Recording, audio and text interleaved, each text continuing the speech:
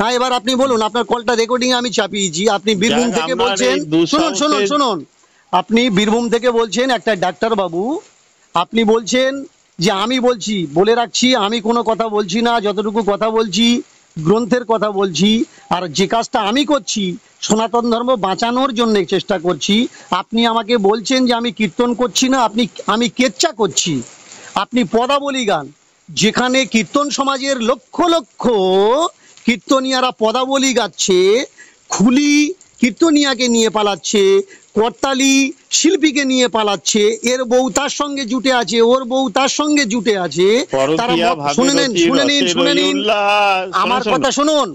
তাহলে কীর্তন জগতে যাদেরকে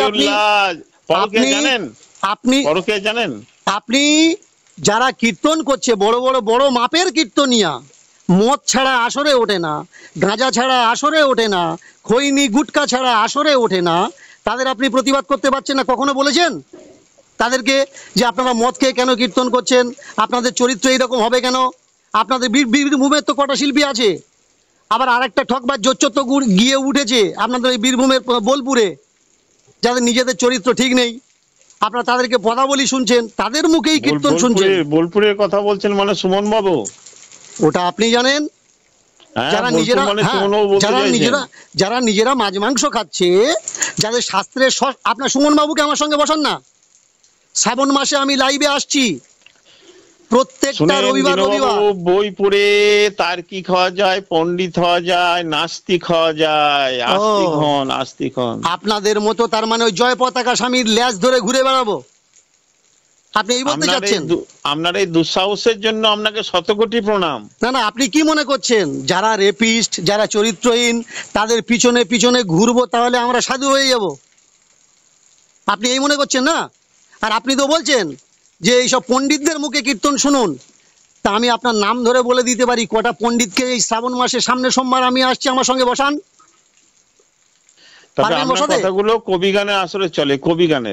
ওটা আমার উপরে ছেড়ে দিন না ডাক্তারবাবু, আমার উপরে ছেড়ে দিন। আমি আপনাকে জিজ্ঞেস করলাম, জয়দেব গীত গোবিন্দম লিখেছে, ওই গীত গোবিন্দম কোন ভাষায় লিখেছে? আপনি বলতেই পারলেন না। আমার একটা ফোন এসেছে, আপনার এই দুঃসাহসের জন্য শতকোটি প্রণাম রইল। না, আপনার ফোন এসছে, আপনি ফোনটা পরে কল ব্যাক করে কথা বলতে পারবেন। আমার সঙ্গে হয়তো আপনার আর কথা হবে না, 2 মিনিট কথা বলুন না। আমি আপনাকে কটা কথা জিজ্ঞাসা করি। আপনি যে জয় পতাকা মহারাজের কথা বললেন, আমি বলেছি তার নামে নিন্দা করেছি, আপনি দেখাতে পারবেন জয় পতাকা মহারাজের নামে? অঙ্গি ভঙ্গি করে দেখিয়েছেন। শুনুন, আমি বলেছি, আপনি প্রমাণ দিতে পারবেন? আপনি প্রমাণ দিতে পারবেন যে আমি জয় পতাকা মহারাজের নাম ধরে তাকে অপমান করেছি? প্রমাণ দিতে পারবেন? আমি এই রেকর্ডিংটা আগামীকাল আপনার ফোনে পেয়ে যাবেন, ইউটিউবে ছাড়বো আমি। তাহলে আপনি প্রমাণ দিতে পারবেন যে জয় পতাকা মহারাজজিকে আমি নিন্দা করেছি, অপমান করেছি? প্রমাণ দিতে পারবেন না। আমি আপনাকে জিজ্ঞাসা করলাম জয় পতাকা মহারাজ আগে কি ছিল, আপনি বলছেন রত্নাকর দস্যু ছিল। রত্নাকরের জায়গায় যাচ্ছেন কেন? রত্নাকর কি ছিল না ছিল ও তো আমরা জানি। আমি আপনাকে জিজ্ঞাসা করেছি জয় পতাকা আগে কি ছিল, আপনি বলতেই পারছেন না জয় পতাকা মহারাজজি আপনি কি ছিল।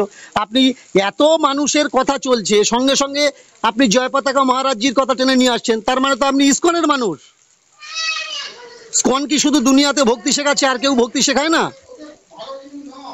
আর আমার কীর্তন শুনে আপনার কোন জায়গায় মনে হয়েছে যে আমরা সমাজকে ভক্তি শেখাই না?